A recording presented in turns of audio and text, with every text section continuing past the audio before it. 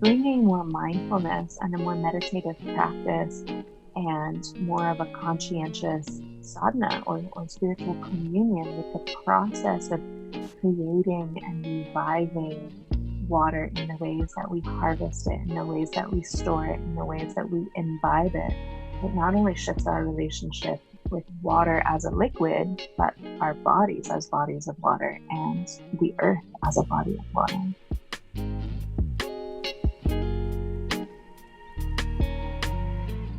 You're listening to the Feed Your Wild podcast, a conscious lifestyle show about all things nourishing for your body, mind, and soul. I'm Vanessa Rodriguez, and join me for candid conversations with changemakers, exploring health and wellness, food as medicine, intuition and spirituality, and nature-based practices that will transform your health and feed all parts of your wild self. Welcome back to Feed Your Wild. This is your host, Vanessa Rodriguez, functional nutritionist, Akashic Record reader, and intuitive nourishment guide. And you guys, I am so freaking thrilled about this episode. This was an incredibly epic interview with our guest, Isabel Friend. Isabel is an international water advocate. She's a public speaker. She's a nutritionist. She's a Reiki master. She's a lot of amazing things. And I have her on today talking all about sacred water. If you've been following the podcast for some time, you've probably heard me talk about water and how water has been in my heart for such a long time, but really within the past, I would say 2 years, I felt like water has been speaking to me, and I've been receiving messages about water through the Akashic Records, and I haven't fully carved out to the time and space to dive into all of that. As a health professional, I definitely have gone into the research in the realms related to water and in support of clients and teachings that I have. So while there was this peripheral understanding of hydration, water dynamics, some of the biology, my own personal curiosity got me deeper into the crevices of the research, looking at deuterium depleted water and easy water. These are things that you're going to be hearing about in today's podcast. So I was so excited when I came across Isabel's work. I mean, the magic of the internet. I don't even remember how I found her, but she is the real deal. She speaks into all the aspects that I've been wanting to touch on, but literally as someone who doesn't focus on water would take me years. And so here we have the honor of having somebody who has dedicated so much of their energy, their time, and their heart to sacred water. One of the things that has been very clear to me when I'm working with clients, and particularly when I open up their records around their health, is that there is an epidemic of dehydration. And it's not that we're not drinking enough water. It's that we're drinking too much bulk water and not enough of living water. This is absolutely something that kept coming through. I would see cellular dehydration for people and just wondering, why does this keep happening? Is this a fluke? Is this something that I'm tapping into? Is this my own thing that I'm projecting for others? But it makes so much sense now listening into Isabel's view on water and hydration and the new biology of water. So if you feel like, man, I think I'm dehydrated, but I'm definitely drinking enough water, I'm drinking water all day long, then this is definitely an episode to listen to. This is actually an episode for everybody to listen to, because honestly, water is so critically important and relevant to every living being on this earth that I really encourage you to sit in, even if you feel like, well, I don't have an interest in water or water is boring to me. Please take this moment, open up your heart, and just allow the information that Isabel shares to drop inside of you and see what it does. See what it stirs up. A quick disclaimer. Isabel is residing and calling in from beautiful Bali. And in Bali, there is a plethora of roosters and roosters that love to sing. So throughout the episode, you're going to hear a lot of these beautiful rooster crows, and sometimes they can be quite loud. So I just encourage you, if you're not used to nature sounds and animal beings being present in our daily lives, then I encourage you to stick with it and sit throughout the entire interview, because there is so much juiciness that we get into, especially toward the second half of the interview. We touch on so many areas of water that I've been wanting to dive into. We start off with looking at the best kinds of water to drink and filtration systems, the ones that Isabel recommends. So very practical information. The difference between wild living water and filtered water. And Isabel shares her philosophy around water and why we need to begin to cultivate a different relationship and view of water as a whole, well-rounded being. Isabel takes us on a magical journey of wild water. Do you know where your water comes from? Isabel is going to talk about that natural journey from the womb of Mother Earth, rising to the surface and into your cells. We touch on the importance of drinking local wild water, how you can source wild water, the most important resource that Isabel wants you to know. And she has so many wonderful resources that she drops in this episode. I have them all linked up for you. So just go to the website episode link and you'll find all of them there.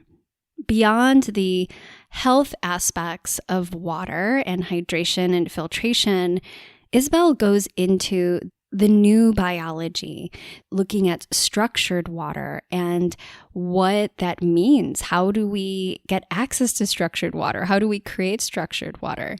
And how most of us are drinking unstructured bulk water and why that's problematic for our health.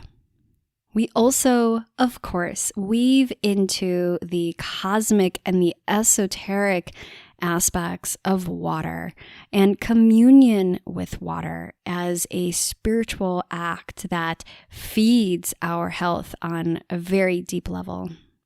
Isabel shares the origin stories that contain water, insights from indigenous perspectives, and the ways that humans have been communing with living water as a source of information, divinity, and tapping into the memory of the universe. So yes, we talk about crystals and water scrying and hydromancy and working with water to tap into the answers of all of our greatest questions. But of course, we cannot talk about water without talking about all of the problems that we are seeing from our distorted relationship with the elements and with Mother Earth. Isabel talks about the political situation, privatization and accessibility issues around water, the water wars, and how we can step up as water guardians and embrace water activism in our daily lives. I think this is actually one of the most important points that we really hone in on is how do we help to protect water, not just for our own health and communities today, but for future generations as stewards of water. I also share an Akashic Record reading on water that I channeled just before we hopped on the call for the interview. And I share this with Isabel live during our chat. It's so beautiful to see all of the parallels that have been woven in throughout our discussion.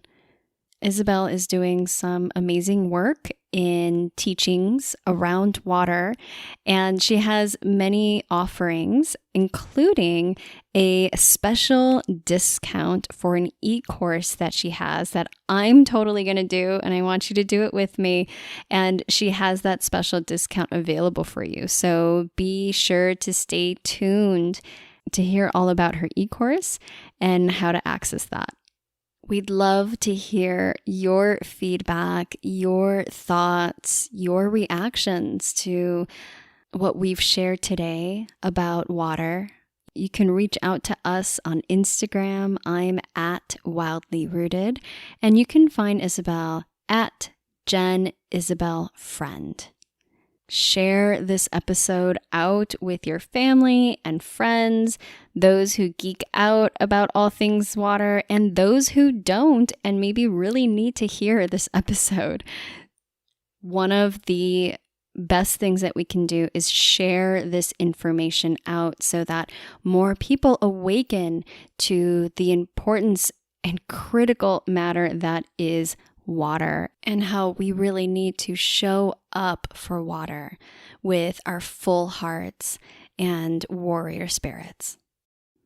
Okay, I am talking way too much. We need to get into this episode, so without further ado, here we go with Isabel Friend. Hey, welcome back, everybody, to Feed Your Wild. I can't stop smiling because today we are talking about water, y'all. I am so thrilled.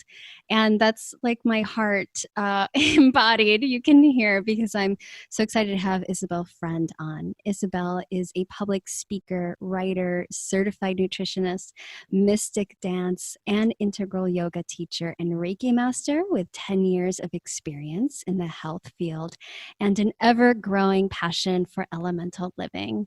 Also trained extensively in herbalism and aromatherapy, Jen is passionate about joining modern scientific understanding with ancient ancestral wisdom in a way that grounds primal living strategies into our 21st century lifestyles.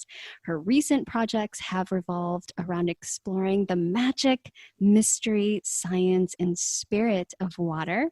She has studied with indigenous healers, teamed up with top water scientists, and taught about water throughout the US, Canada, Guatemala, Costa Rica, Bali, and Thailand, and now offers water in-person water retreats, online e-courses, and free resources on her website, waterislife.love. Isabel, thank you so much for joining us today.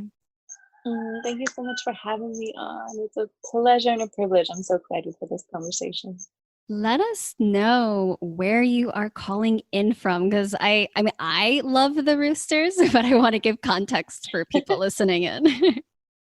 Yeah, so the ambiance that you hear in the background throughout this conversation, all the roosters crowing, are basically, this is the soundtrack of Bali. Everywhere you go in Bali, the roosters don't know if it's dawn or dusk or midnight or noon. They are going to be singing to us the whole time. I love it. Yeah, so we'll hold space for that and connect with our rooster friends. I have been wanting to talk about water since the beginning of this podcast 2 years ago. And I told you, I kept getting pings to the Akashic Records, talk about water, look into water. I myself, as a health practitioner, have definitely been interested in water from the health perspective, but in diving in, finding this whole world, and of course, information coming in through the records of really just this much wider, expansive view and connection to water. So I'm really thrilled to have you on because I feel that you are plugged into all of these facets of water. And I'd love to start first with your connection to water. How did you come into this work and what got you interested in all things water?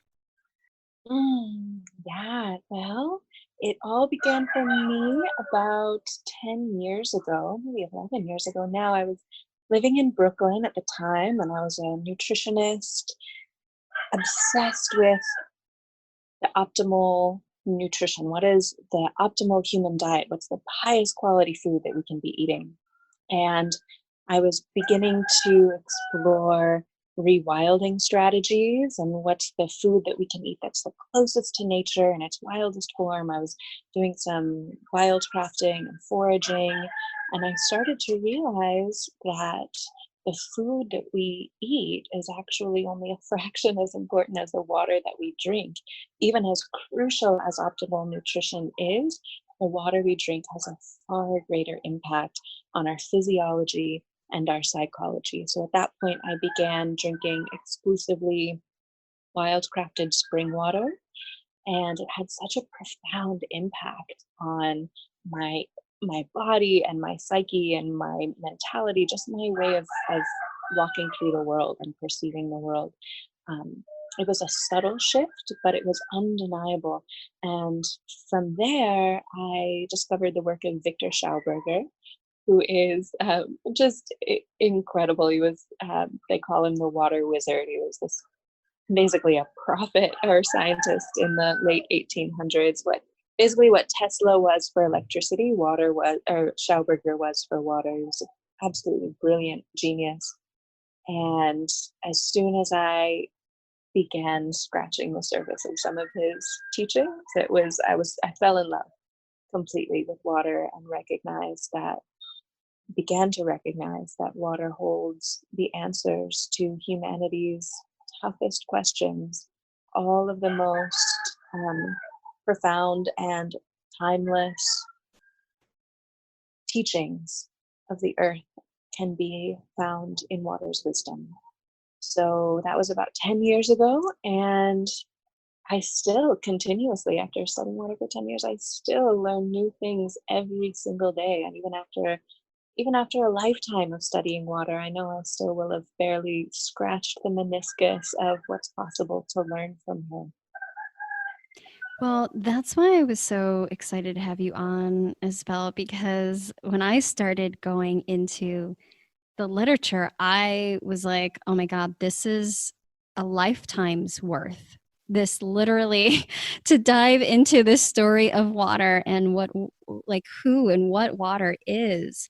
Um, it takes much more than, a weekend warrior dive into the research. And so I thank you for dedicating your time and energy to this and your consciousness to this space because I think it's so critical.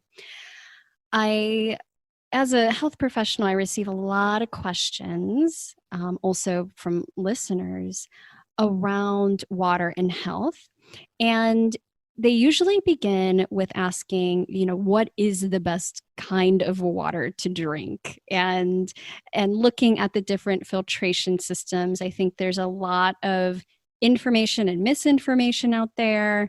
A lot of people are also making money on things such as various filtration systems, and so I want to start there with sort of the basics as a primer, and then also speak into, you mentioned, wild crafted spring water and what the difference is between all these various filtration systems and processes and wild water. So yeah, let's start there. Absolutely. I think what all of the filtration systems aim for, whether they do so optimally, whether they do so effectively or not, I think it's sort of common sense that we want our water to be in its most pure and pristine state. And so the idea is to bring water back to as close to nature as possible, as close to its natural state. And so there are countless filtration systems, there are countless methods, there are countless philosophies around water. And really, my philosophy around it is just looking at how nature ennobles water. And I say ennobles because water is not just H2O, as we've been taught. There's actually no such thing as H2O in nature because water doesn't exist in a vacuum. Even when water evaporates into clouds, which is a process similar to distillation, even in the air it interacts with carbon dioxide and then it becomes H2O CO2, you know? So we have to begin looking at water as a whole and well-rounded being. So when you look at a lot of these filtration systems, what you see is that they create a processed water, a highly refined water, or a water that's been stripped of all of its natural constituents. So for example, if you have reverse osmosis or distilled water, that's had all of the minerals stripped from it, and it's had all of the H2O molecules spread apart from one another, and then they come back together in a jumbled way rather than an organized way. So those methods aren't necessarily the best at mimicking nature. In fact, the World Health Organization has actually warned against drinking reverse osmosis or distilled water over the long term, warning about things like diuresis and heart disease, because they can actually leach minerals from the body over time because the water becomes hungry. Water always wants to return to its natural state. And so if the water is has been stripped of everything, it's what hydrologists call an aggressive solvent. So it will aggressively try to just fill itself back up again. And so it can actually leach minerals from your body, or it can pull the phytoestrogens from plastics into itself. It wants to become whole again. So these sorts of methods that strip water are not ideal. There are other methods of filtration that mimic the Earth's geological layers. So, for example, carbon block filters. You know, there's activated carbon block filters, and there's catalytic carbon block filters. There are multimedia filters. There are these different filtration systems wherein water is put through various strata of rocks and substances that allow the larger particulates to fall away from the water. And that's a more natural method. It's still a secondary option, though, to just getting your water directly from the earth herself. You know, if you're starting with tap liquid, then it's absolutely important to find a very high quality filter. Either you get a filter or you become a filter. So it's important to look into filters that mimic the natural processes, but it's even better to just source your water directly from nature herself. And what we see in the way that nature treats water is she doesn't just filter it. Water, when it seeps into the soil, it goes through these layers of rock and carbon and clay deposits. And, we know clay is detoxifying because, we use bentonite clay to cleanse our faces, and we practice geophagy when we're doing cleanses. So she goes through all of these layers of soil, and the microbes and the roots pull off large particulates. And so sometimes it can even take hundreds of years for water to reach the lower layers of strata and seep down into the aquifers. And then within an aquifer, or these underground lakes, water is held for hundreds, sometimes thousands of years in the womb of Mother Earth, deep in this cool, dark belly, where water is often exposed to paramagnetic rock formations that actually magnetize the water. And then at the perfect moment of ripeness, water is drawn to the surface in a vortex of lunar gravity.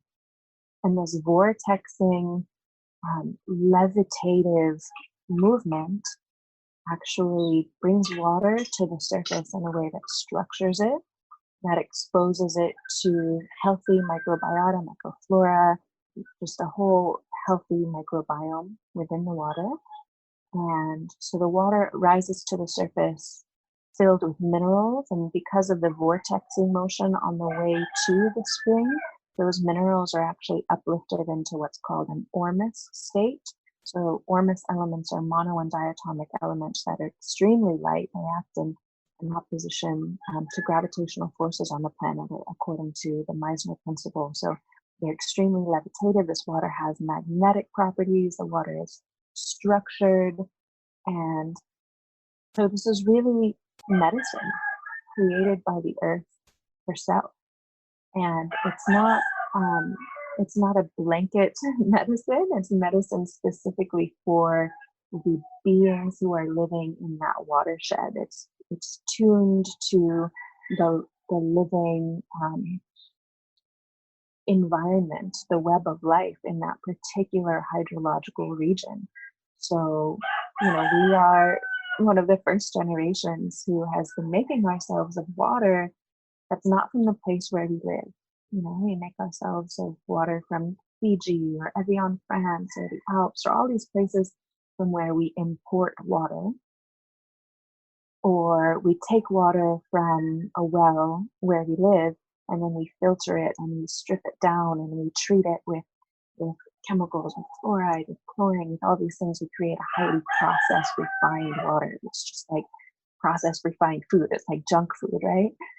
But we know that just like with the food that we eat, when we eat whole food that is grown where we live, that is not processed, that's close to the earth, that's fresh, we feel so much more vital and alive. The same is true of the water that we drink. When we make ourselves of water that's from the place where we live, we feel much more grounded, present, and connected to the place where we are, to the present moment in which we are, to the bodies that we inhabit, and connected to all of the living beings around us in this bit of land that we inhabit as well. So it's not just a matter of health, it's a matter of connecting ourselves to the entire cycle of life. This makes so much sense, like too much sense, except that I think just like with food, we've gotten so far away from this innate understanding and relationship with food. So I think now it's very common for people to think about the local food movement or slow food, but we're not necessarily thinking about water in that way.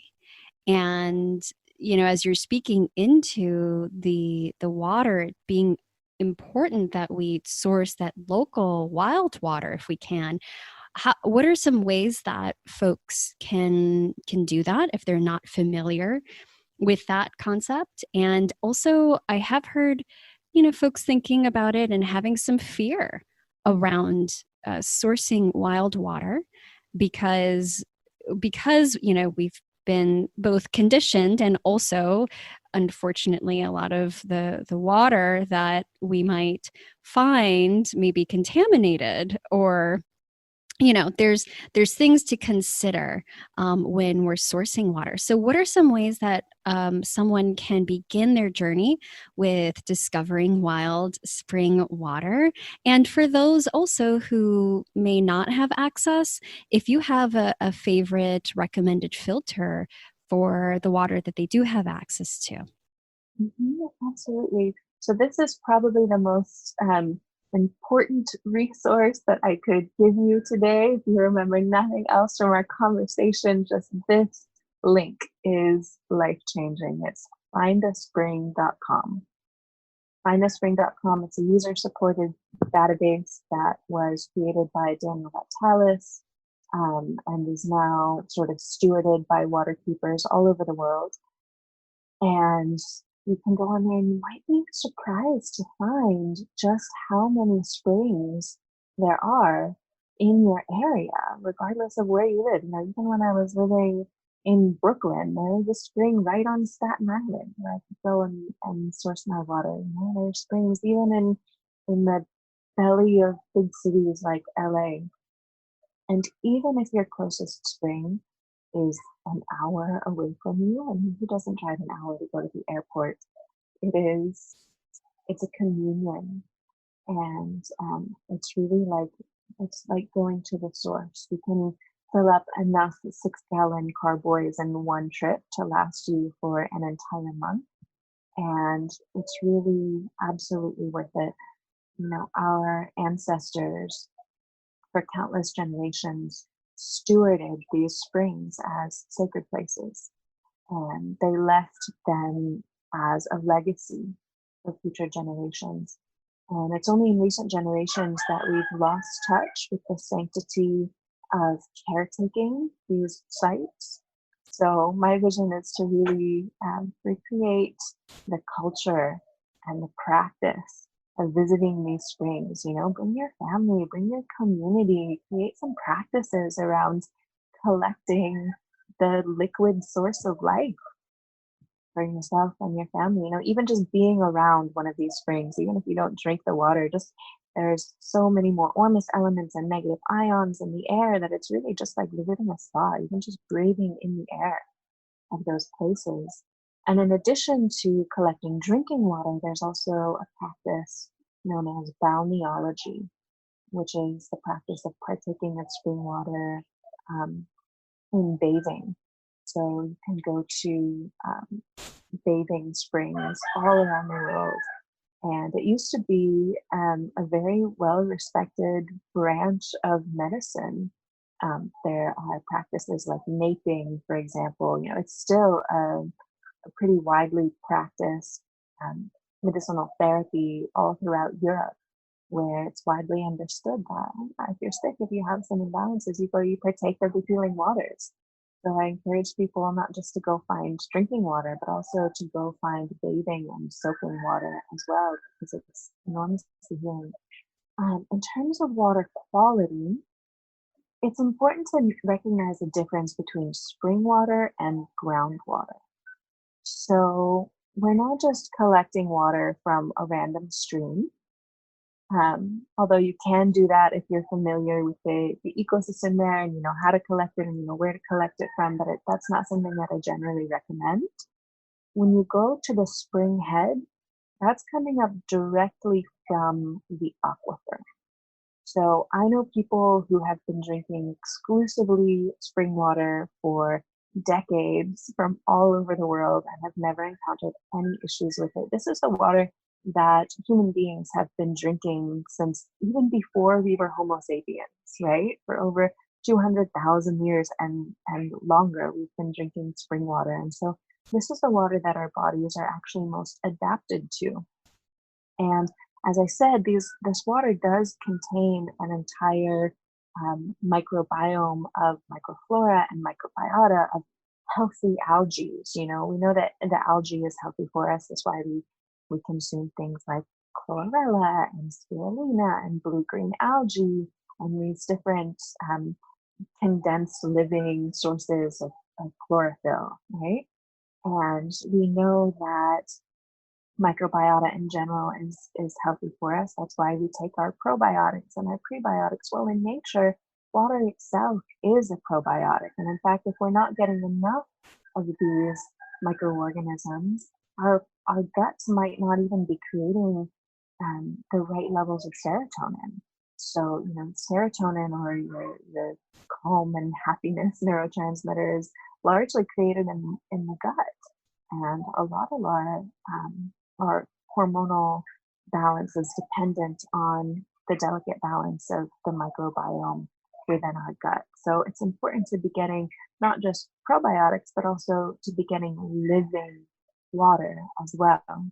Now, of course, I'm not being cavalier about the fact that there are some water sources that have been polluted. So it's important to be conscientious. If you collect from a spring that is in the bottom of a valley, be more aware than if you collect spring water that is from the top of a mountain, which is, always going to be far more pristine and have lower levels of deuterium and to just have a higher quality generally. So there are tests that you can do. You can send the spring water to be tested. There are usually places where, what are they called? When you're building a new house or you're digging a new well, and you send that water to get tested at the local city testing site. Sorry, I don't have the specifics on that. It's forefront of my brain at the moment. You can have that water tested. Generally, it's not super necessary, but it is important to be aware of whether or not there are fracking sites in your area. So you can go to a website called Frack Tracker. I think it's fracktracker.org, and make sure that your aquifer hasn't been contaminated by fracking. But in general, it's about shifting our relationship to the source of life and recognizing that the water we drink is the blood of Mother Earth. The water we drink is not the blood of our municipal plumbing system. Water we drink is not the blood of corporate, bottling plants. The water we drink is the blood of Mother Earth. And we are stewards of that bloodstream. There's no difference between the water inside of us and the water outside of us. And I think that crucial realization is the way that humanity has gotten ourselves mired into the ecological mess that we're in. Because the water that you drink becomes your blood within 5 minutes of drinking it. So let's restore our relationship with where we're sourcing our blood from. If you are paying a government for your bloodstream by paying for municipal tap water, then you're introducing a surrogate stand-in between yourself and the source of life, our natural source of life on Mother Earth. And if you are paying a corporation for your bloodstream by buying bottled water, then again, you're introducing a stand-in. You're introducing one step removed from the actual source, and you're paying a corporation for your blood. And it's this strangely slave-like paradigm. We do not need to be paying for our bloodstreams. Bottled water companies don't even produce water. They just produce plastic. That's all they do. The water that they get actually comes from the earth, of course. But I also recognize that, we're living these modern 21st century lifestyles, and we do use tap water. Indoor plumbing is a beautiful thing. I'm so grateful for it. We shower in that water and we bathe in that water. And even when showering and bathing, it's important to filter. Again, either you get a filter or you become a filter, because even when we bathe, whenever you bathe, you're taking in up to 1.5 liters of water that you're actually absorbing through your skin. And if you're bathing in untreated tap water, especially if you're in a larger city, then your body is actually absorbing a lot of things that we might not necessarily realize, including up to 50 different pharmaceutical medications and chlorine and chloramines and trihalomethanes. And when trihalomethanes volatilize, they actually become chloroform gas.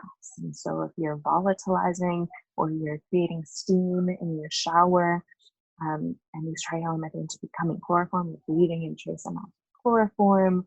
We want to be really conscientious when we're bathing. So it's important to get a good high quality filter. There are very few that check off all of the boxes of recreating the natural cycle, which again is moving through layers of geological strata. It's being magnetized, it's being mineralized, it has structure, it has an electromagnetic charge, but there are a handful, and I have a list of those on my website. One is the extreme water filter, which I recommend. So folks can go to my website and find a list of filters that I recommend. And I also have discount codes there for people so you can get a good deal on them. I love the timing of the rooster is perfect. It's like, um, so one thing that's coming up, and I get a lot of questions about this, and then I really do want to move into some of this, what I find a little juicier topics, but well water. And my understanding is that well water really depends on the land that you're living on. What are your thoughts on those that source well water? Yeah, so well water is probably among my top 5 favorite kinds of water. Um, it's different from spring water in that it's not quite mature. So what Victor Schauberger distinguished as the difference between mature water and immature water, sort of the difference between an apple that's been picked from the tree at its perfect moment of ripeness versus an apple that is still small and green and not quite ready. Or, if you take a baby from C-section after 6 months versus allowing the baby to come naturally in her own timing at 9 months. So a lot of people will say, oh, I have a spring-fed well, because their well water comes from an aquifer and so does spring water, or because there's a spring nearby their well. But it's actually kind of a misnomer. If your well is drilled down into the aquifer and you're pumping that water up, it's not quite the same as spring water because it hasn't gone through that process of vortexing to the surface and encountering all of those organisms and electromagnetic frequencies and minerals, etc., on the way up. So, well water is great in that it comes from the earth, but you need to check the deed to your property to see whether you have a dug well or a drilled well, or what's called a groundwater well versus an artesian well. So artesian wells are amazing. In fact, most of the bottled water that you see on the shelf that says spring water, it's actually not spring water at all. The industry lobbied to have the laws changed in terms of what constitutes a spring. So 99 times out of 100, if you see spring water on the shelf in a bottle, it's actually artesian well water. So artesian well water is fantastic, but I do recommend restructuring it, potentially adding more minerals. You can get a TDS meter, total dissolved solids meter, to get a reading of the level of minerals in your water.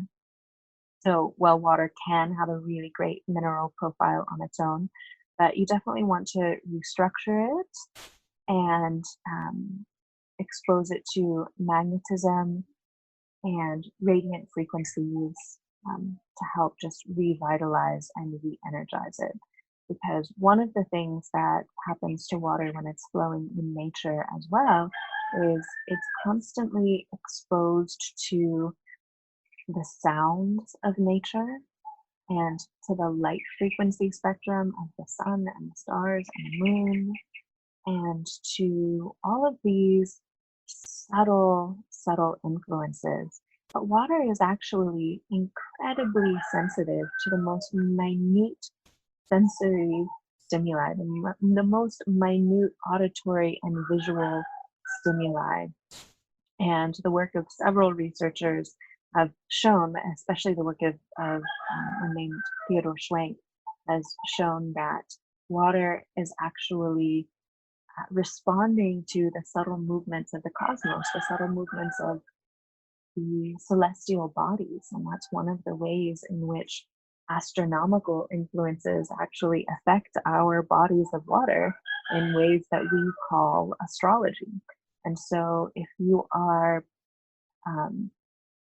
pumping the water up from the earth and it doesn't have time to mature, or it doesn't have time to be exposed to these radiant energies that inform the water, then you want to make sure that you are allowing it the time while it's in your care before you consume it to be exposed to some kind of radiant vibration, whether you're using sound frequency or light frequency or pulsed electromagnetic spectrum or magnetism or something of that sort, water is a neutral receptor. And the ability of water to imprint upon its surroundings is actually directly proportional to the strength of the matrix of hydrogen bonds in the water. So most of us are accustomed to drinking what's called bulk water. And bulk water is unstructured. It's the water that has been filtered or comes through taps or has been sitting stagnant in a municipal tap water supply or has been sitting stagnant in bottles. It's water whose molecular structure has no matrix of connections. But in nature, especially spring water, the vortexing motion, that spiral motion of the water as it is drawn to the surface, actually bonds the molecules together in hexagonal patterns that mirror a crystalline structure.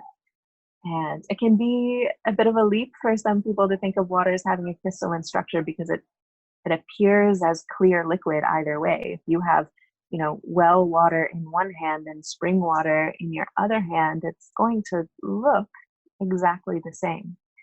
But molecularly, it's going to behave much differently. If you were to put the same water under an electron microscope, it's going to look much different. So unlike a crystal, the H2O matrix isn't bonded together by protons, so that makes it more flexible.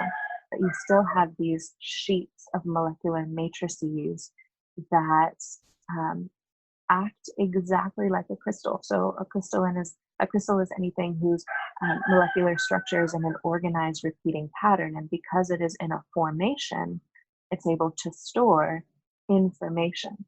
And so water that is structured or in its EZ or exclusionary zone state, it's actually a fourth phase of water beyond solid, liquid, and gas.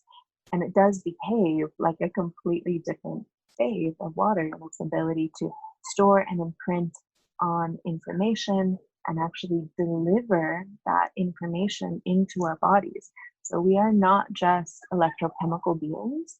We are also electromagnetic beings. We are not just physical beings. We are also energetic beings.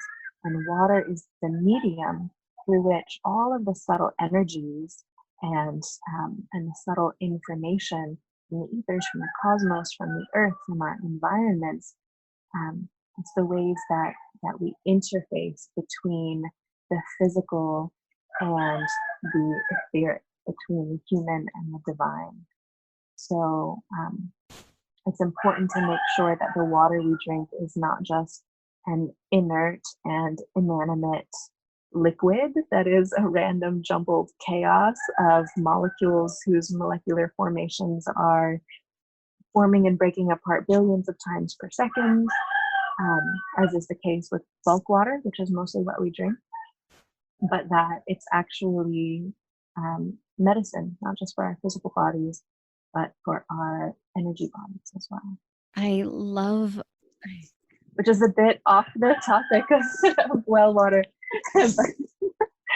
Well, no, this is perfect the way that this is unfolding because it's going exactly where I want to go with this in really looking at this connection between, for example, the biology that you're speaking about with water, new things that we're learning about water, these different phases, that fourth phase that most people are not aware of, the implications of that fourth phase of water acting in the many ways that you spoke of, and also that we have an ability to support our health through structured water.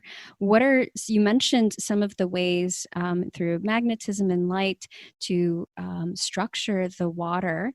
Is there any way that somebody's like, well, I don't know what the heck that means? Is there a way that I can commune with water if for whatever reason I cannot connect directly with wild spring water? Is there anything that I can do to support the water that I'm drinking by communing with it in some way?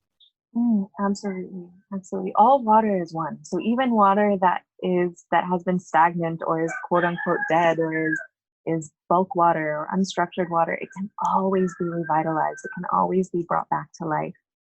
And this process, I love that you use the word communion because it really is this alchemical relationship that we form with this being that will become our bloodstream.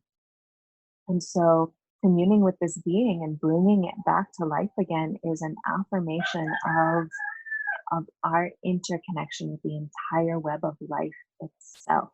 And it is a prayer not just for ourselves and our bodies and the water in our cup, but for all of life and this sometimes seemingly dying planet that we're on.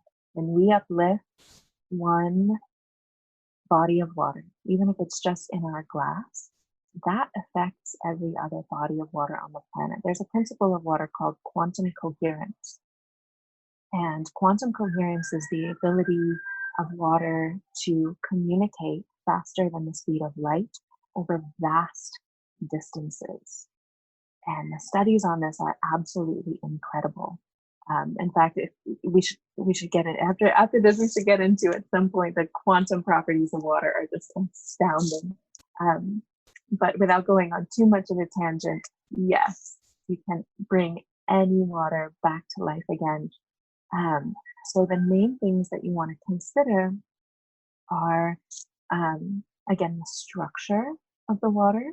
So Dr. Rustin Roy, one of the foremost researchers in water structure, he says you can think of it as like the molecules of water are like the alphabet. And if they're random and jumbled, it's like alphabet soup, right? It doesn't carry a lot of information. But depending on how they come together, just the same 26 letters can carry all of the information, all of the works of Shakespeare, all the information that's ever been written down in the entire world. You know, it's infinitely diverse. And even just the simple H2O molecules literally carry all of the information in the entire universe across all of space and across all of time. So we want to make sure that those letters are joined together in an intelligent way. So the primary way of doing that is through movement. So as we talked about, there's vortexing spiral movement, and you can recreate this either through getting a vortexer. I have some links to those. I don't sell anything directly personally, but I've got resource links to everything on my site, so you can find suppliers of all of these things. My favorite little hacks that as a traveler, as a nomad, I love anything that is portable and simple. So the two things I use most often to vortex my water are it's actually a protein mixer bottle. It's marketed as something that will mix up protein powder for you, but it creates a cyclone in the water, which is just perfect. That's exactly what we're looking for. We want to get all of these molecules moving together in a spiral pattern that bonds them together.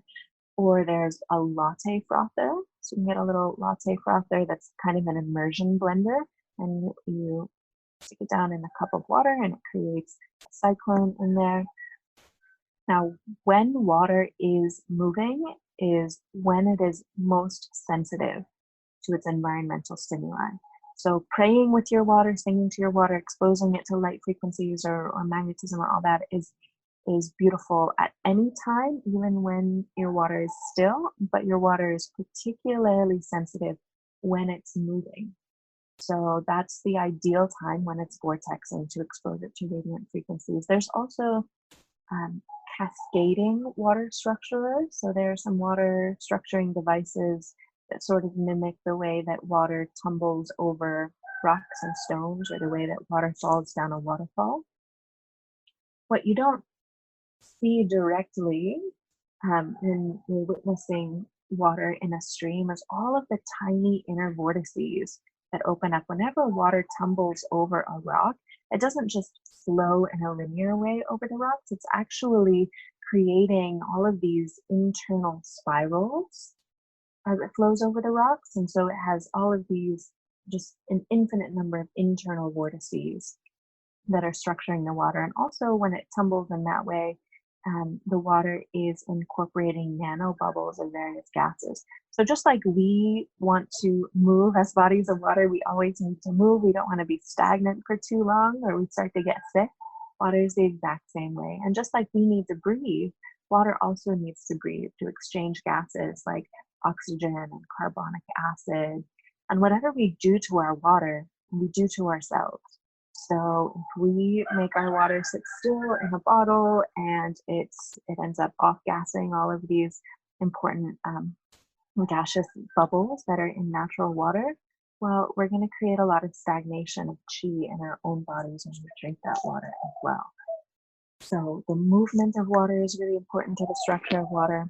Also, radiant energies can structure water. Dr. Gerald Pollack has shown that one of the most important factors is near infrared spectrum. So this is one of the reasons why I don't know if you've seen these red light therapy devices where you can place a red light pad somewhere on your body where you have chronic pain, or you can just sit in front of a wall of infrared spectrum light, and it's enormously healing. One of the reasons it's so healing is because it's actually increasing the structure of your body's water. So your body already is naturally highly structured, but over a lifetime of drinking bulk water and of inflammatory lifestyle practices and chronic dehydration, your body water generally and gradually starts to lose its structure. So we want to keep our body water highly structured by not just exposing our drinking water to these frequencies of the light spectrum, but even being in the sunshine, using these red light therapy devices helps maintain the structural integrity of those hydrogen bonds. Also, magnetism. So dipolar magnets create a more structured water. So water is a dipole, meaning that it has a north pole and a south pole on every molecule. And generally with bulk water, those are, again, misaligned. They're just floating in a lot of different directions. But when you expose water to magnetism, it aligns the poles, it decreases the surface tension, and it creates a more densely packed molecular structure that allows the water to actually be wetter and to be more easily absorbed into your cells. So you get a much more penetrative hydration and deeper intracellular hydration with magnetic water. It's also been shown to be incredibly healing for just a variety of different ailments. So for yourself and for your pets, you want water that has been exposed to both a North Pole and a South Pole. But interestingly, if you're using it to water your plants at home, or you are an agriculturalist or a gardener or farmer, you want to use water that's been exposed to the South Pole of a magnet. Plants generally prefer that. So yeah, there are several different ways that you can structure your water.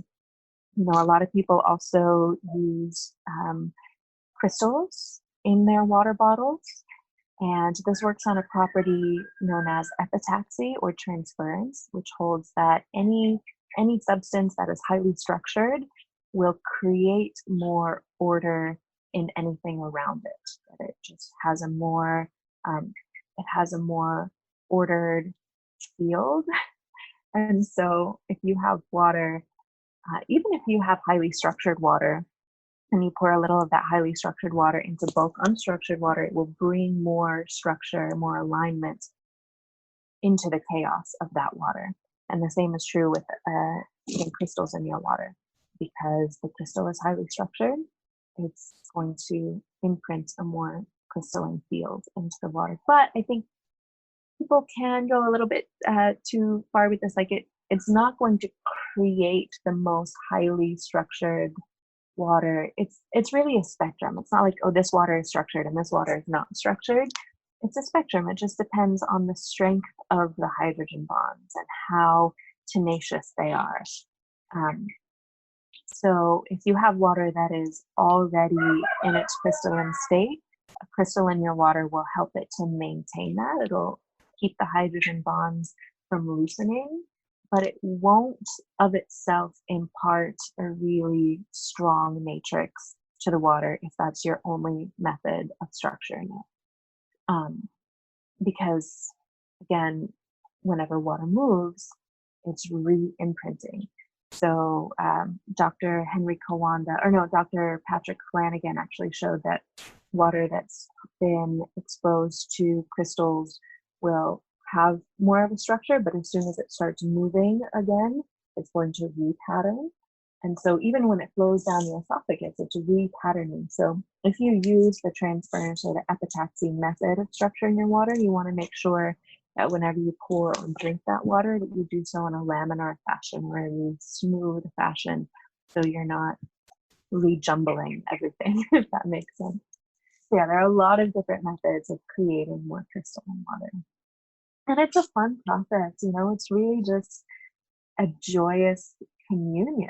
As you said, it's a relationship, it's an alchemical process. And I think one of the ways that we've strayed from nature is just this sort of blind convenience and sort of mindlessly trusting that water just comes from the tap and we just drink it sort of thoughtlessly and we trust in that convenience. But bringing more mindfulness and a more meditative practice and more of a conscientious sadhana or spiritual communion with the process of creating and reviving water in the ways that we harvest it, in the ways that we store it, in the ways that we imbibe it. It not only shifts our relationship with water as a liquid, but our bodies as bodies of water and the earth as a body of water. Isabel, I so appreciate the way that you speak of water, because it's been my experience most recently, and I know this is something that has been in place for since the beginning of time and connection to water and humans, and like as you were talking about pre-humans, that we had this relationship with water, and how we've really, as a more modern society, forgotten that connection. I myself have been reintroduced mostly through the records back into this consciousness of water that you're speaking about. And I'd love to go there. And before we hopped on our call, I shared with you that I did a reading. I opened up the records and wanted to connect in on the topic of water to see what came through for our interview. So I'd love to read a little bit of that, and then maybe we can, allow that to organically flow into the consciousness of water, the spirit of water, because I think it's really important to connect in that very deep way so that we can begin to, reestablish our relationship and protect it. So, okay, okay, it's pretty short, but this is what came through before I hopped on. Water is the ancient storyteller, the wisdom keeper that holds the ancient knowledge, the secrets, the threads that have been tucked away. Water is an energetic portal. Through its crystalline structure, it's the earth's veins, the element that connects the fabric of all life. It is the wise shapeshifter, the transporter, the vessel, the medicine, the cosmic messenger, the essence of everything, the ether made embodied, akasha of the earth. And then at this point, water started to speak.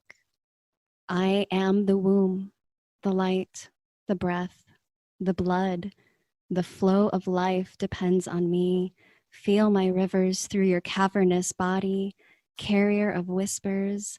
No force can stop me. The truth of the cosmos, the key to your DNA, the blueprint for the new world, as you call it, the map of the world as it is, the medium for love. And yeah, it closed out at that point. So much of what you were saying, I'm so happy that I kept this toward the end, because I just feel there's so much reflected of what you were talking about in that. And I wanted to tune in to see what What's showing up for you as you listen in on that? Line by line, so many things. So many things. First of all, that's just beautiful. Just absolutely speaks so deeply to the truth of not just the truth of water, but the truth of life.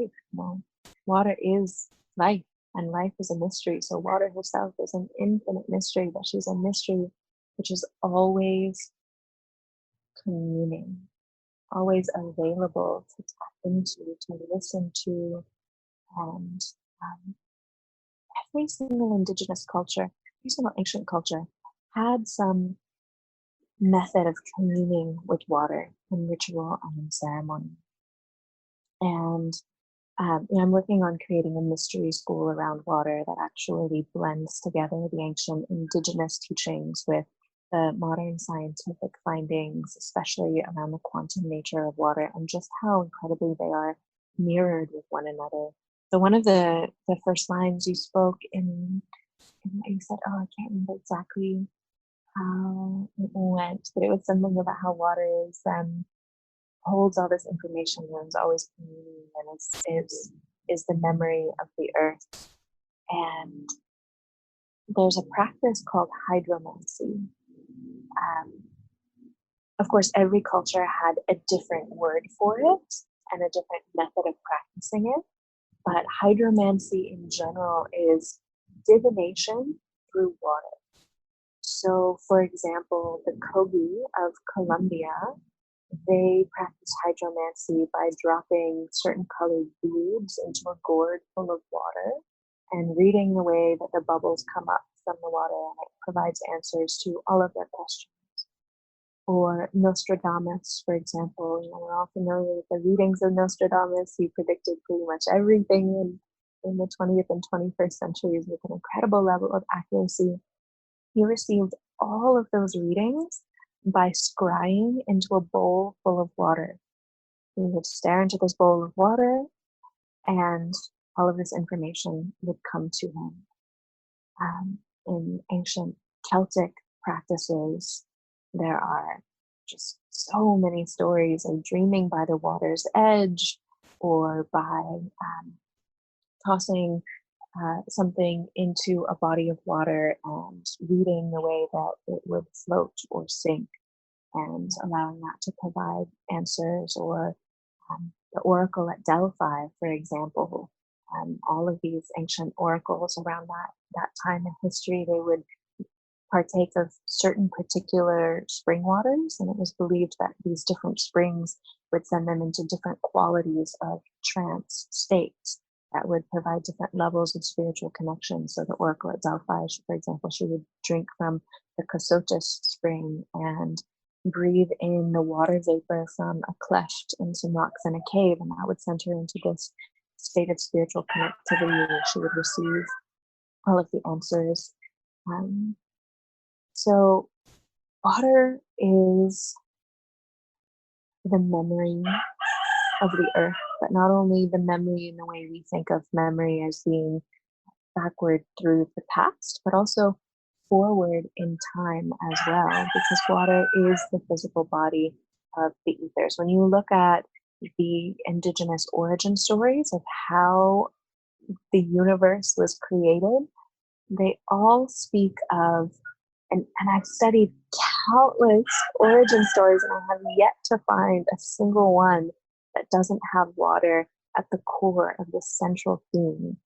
And there are variations, of course, they all use different languaging.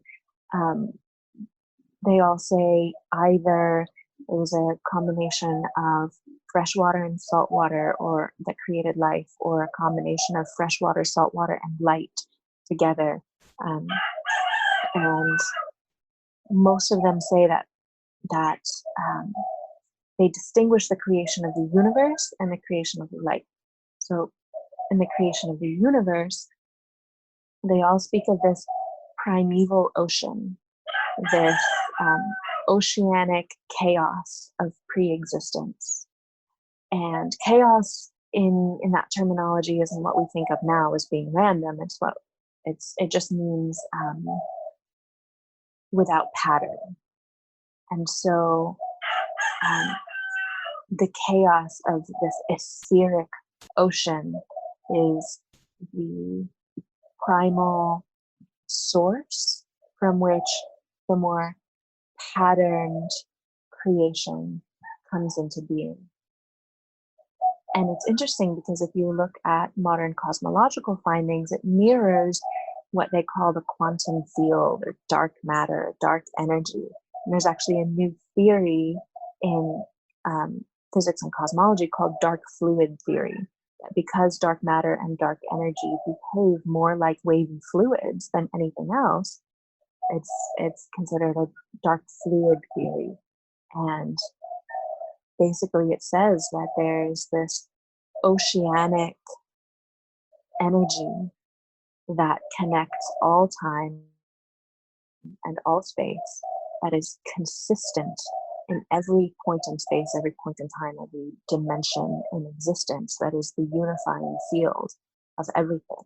It's the ethers. It contains all the information because it is all places and all times at once. Now, the ancients told us that when that etheric ocean condensed into matter, this point of creation of the universe, which they didn't see as one point in time long ago, a big bang that happened however many billions of years ago. They see it as a constant process that is happening in each moment, where the ethers are condensing into matter through the vessel, through the body of water. And that it's this process of ether taking the body of water, and then water taking the bodies of life forms, of living beings. That there's this constant communion through water. The water is the mediator between heaven and earth. And that's why in every single religion, in every single practice, you can see water is a central aspect of every kind of ceremony and prayer practices of baptism and exorcism and birth ceremonies and death ceremonies. And here in Bali, there's Agama Tirtha, or the water religion. You never pray without praying with water, without flicking some water onto the offerings that you give. It's vestiges of this have even survived into Catholicism. Every time you walk into a Catholic church, you cross yourself with holy water. Outside of every single mosque, there are these pools for bathing. Before you go into a mosque, you wash yourself, you wash your feet, you put holy water around your body. There are religions in which you ceremoniously wash yourself several times per day, after every time you have sex, before every time you pray. Water is a central theme in the spiritual life and every phase of spiritual life. And I think the more we connect in with this, the more we have a direct access to the answers to all of our questions, both esoterically and very physically as well. Because not only can we pray through water, we can also turn to water for answers to life's toughest questions. The hydrological cycle provides the answers to the climate crisis. Climate change is just as much a result of the depletion of the hydrological cycle as it is a result of carbon emissions and greenhouse gases. Water is at the root of almost all of the modern wars being fought on this planet today, which are poised as being religious and ethnic conflicts, but if you get to the root of them, they're actually over drought, desertification, and water resources. So water is life, but water is also information. Water is also peace. Water is also connectivity between people and various cultures and various nations. Water provides the answers to every question that we can pose. Oh, I am feeling the depth of the preciousness of water. And, when you were speaking into essentially the water wars, even though they may not be talked about it in that way in the media. I think about what are the ways that we can really move forward in a way that protects the water. I know that in most recent events, I think more people are seeing, especially the indigenous relationship in many parts of the world, looking at water as life and this need to protect water, and what's this thing called fracking, and all of these things that are bringing to mind our distorted relationship with all of the elements, but in particular water. What are the ways that we can begin to protect water or become, a guardian of water? Yeah, I'm so glad you asked this because we really are at this pivotal time in history right now. And I don't really think of it in terms of protecting water, but we are water protecting herself. We are water stewarding life. If we believe in a future of thriving ecosystems and thriving people and a world without war and a world without so much, suffering and disease, the first point of access into that world is water, is stewarding life. And so it's up to every light worker and every activist to really step into the guardianship of waters because, right now, according to the World Health Organization, 80% of disease worldwide is caused by lack of access to clean drinking water. Water is being used as a weapon of war. Denying access to water, denying poor people access to water by privatizing water and turning it into a capitalist commodity is an act of terrorism against life itself. And yet that's what's happening across the globe. Throughout all of history, water has been considered a commons like the air. But now, for the past 40 years, since the, Reagan-Thatcher administration, so it's still fairly new, but now it's being treated as a commodity to be bought and sold, like Coca-Cola. And that means that if you are fortunate enough to be living in the global north and you can afford to buy water, congratulations, you have the right to live. But if you are living on the other side of this water apartheid, then you have the right to die of waterborne disease or of the gradual effects of dehydration or of these water wars. In the 1990s, the president of the World Bank said that if the wars of the 20th century were fought over oil, the wars of the 21st century will be fought over water. And we're seeing that come to pass. If you look underneath the surface of almost all of the conflicts on Earth,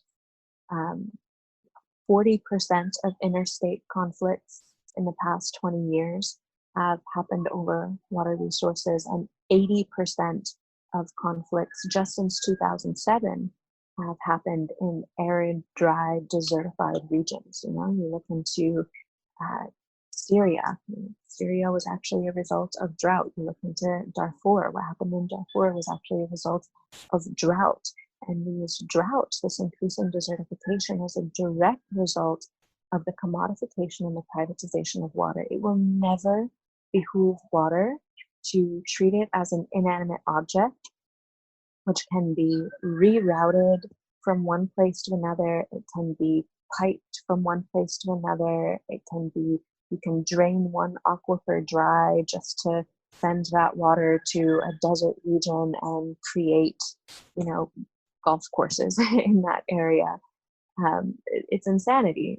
We need to start thinking not in terms of nation states or borders, but in terms of watersheds. Just like each of us knows our home address, we need to know the name and the boundaries of the watershed in which we live, because we live pretty disconnected lives in general. We tend to live in cyberspace and even disconnected from our own bodies.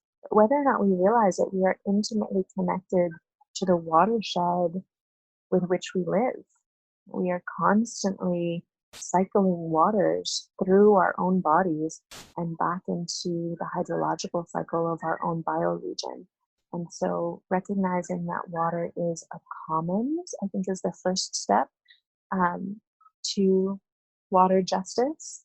And we also need water justice and water democracy, meaning that the rights to water need to be in the hands of people in an egalitarian way, not in the hands of these giant water cartels that are privatizing and redistributing water. And each of us can intimately get involved in that through activism practices, through getting involved with your local watershed association, um, through going to your city hall and seeing when do they have meetings around fracking, or are they preparing to put pesticides in local parks. That affects the watershed. We also need to be really conscientious about not supporting the capitalistic structures of water privatization by not buying water from halfway across the world. um, See if your town or your county already has sold their public water services to a private company like Suez or Veolia or Bechtel, and when that contract is up for renewal, be very vocal in making sure that they don't renew that contract. It takes our conscientious effort, but it's more important now than ever because we are at the legal and historical crux of this question. And the way in which this question is answered will determine for all of the rest of human history from here on forward, all of future generations, whether or not they will have access to the liquid source of life itself. And there are some very powerful voices, some very deep pockets, rather, that have invested so heavily in blue gold that the more the planet desertifies and the less people have access to clean water, the more valuable their private clean water assets are. And so, they actually profit massively just based on this capitalistic law of supply and demand, this very unnatural law of supply and demand. They profit massively from this. So we need to be very involved, both at a local level and also a global level. The United Nations has adopted treatises on water, but there's no actual enforcement of them. There's a nonprofit called the Blue Planet Project, which is doing some incredible work around water rights, water justice, and water democracy. So I definitely recommend getting involved with their project. There's also a nonprofit called the Water Keepers Alliance, which is run by Robert Kennedy Jr.,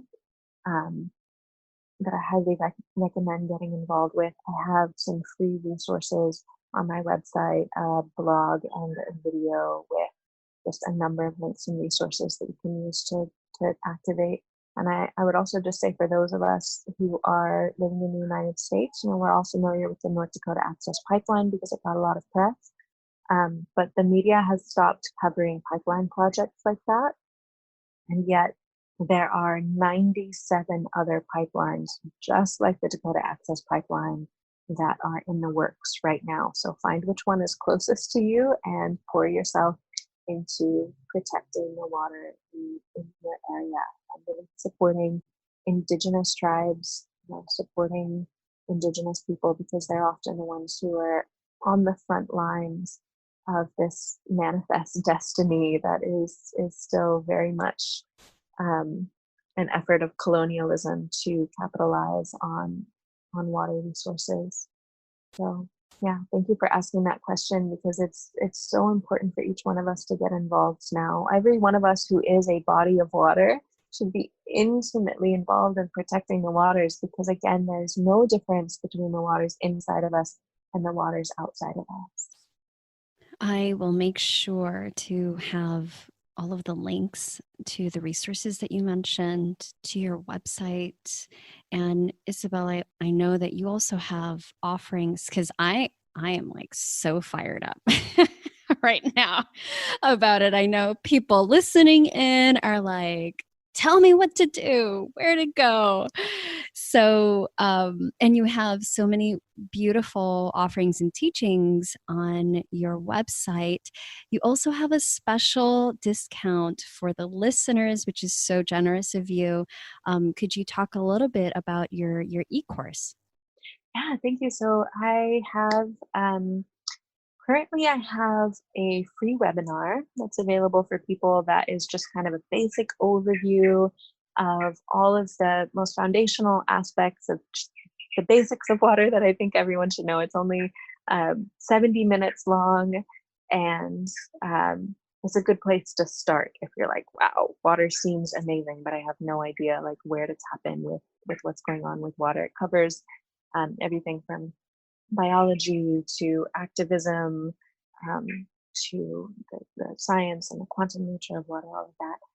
So that's a free webinar on the site, and then on the same page you can also find this e-course that I just released. It's a mini course, so it's just 7 days, and it's about 10 to 20 minutes a day for 7 days, and it's all about our drinking water. So it dives into the difference between reverse osmosis water and alkaline water and tap water and spring water and bottled water.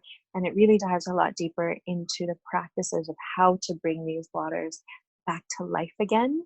And you'll learn how each one of them affects your body and your mind very differently. And so that course is normally $33, and I have a discount code for all of your listeners. It's wildly rooted. So if you go there and you type in wildly rooted, you'll get 20% off the course. And I also have a ton of free content, blogs, videos. Right now, I'm working on a series of videos in which we cover the ways that water holds the answers to the coronavirus. So, the specific ways in which water can be made medicinal to boost the immune system and to support antiviral health in the body, including deuterium depleted water, magnetized water, hydrogen enriched water, et cetera, et cetera. So definitely go and check those out. I'm also very active on Instagram, post a lot of water stuff on there. And that is at Jen Isabel Friend. And please reach out. Please, if you have any questions about water, as you can tell, I could yak about it all day long. I geek out on this stuff forever. So please reach out to me with any questions that you have. And yeah, I'm here at your service. Isabel, I am so grateful for your work and all of this information and your accessibility, for people to really learn because this is such a huge learning curve, I think. We cannot let you go without asking our final question, which is what is feeding your wild body, mind, or soul right now? Ah, what a good question.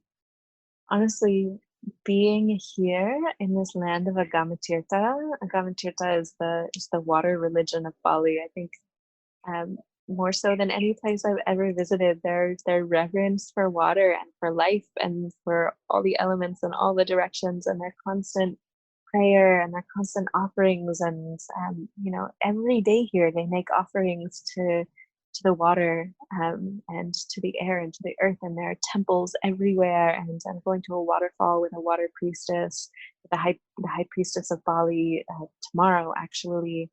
And so I'm really being fed by this awareness that all of our environment is a temple, that everywhere we are in each moment is a temple. And how can we bring more beauty and more reverence to each moment? And how can we make each step an offering into the temple of our reality? And it's just filling me with so much joy to explore this here. Isabel, Thank you so much for your time, your dedication, your heart, your spirit in connection with water.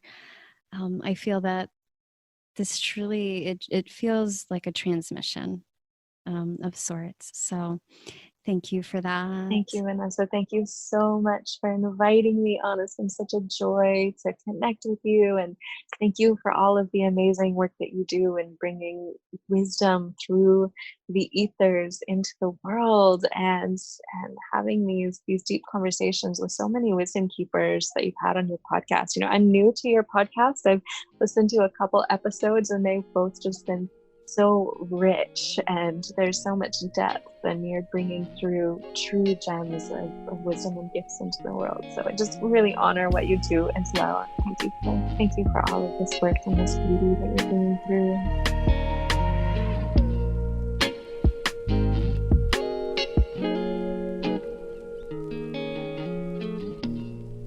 Hey there, I made something for you. One of the biggest challenges that I hear from people is that they are feeling stuck when it comes to their health. You're a smart, capable, and creative change maker, right? And you know what you should be doing for your health. So what gives? Well, it's not about willpower. And I wanted to create something that would help you to unlearn the things that are keeping you stuck so that you can get out of your own way and master the mindset of health. That's why I created Wildly Unstuck, where you'll learn the top 5 things that I have found to sabotage your health goals and what to do about them. You'll learn what it really takes to become committed and unstoppable when it comes to your health goals, and find the clarity you've been looking for so you know exactly what to do to get back into alignment. And I made it totally free. So if this is something that you want to dive into and create a vision and soul goals for your health and your life and bring your gifts to the world, because we know that we need it, then I invite you to join us in Wildly Unstuck. You can find that at wildlyrooted.com/unstuck. I'll see you on the other side.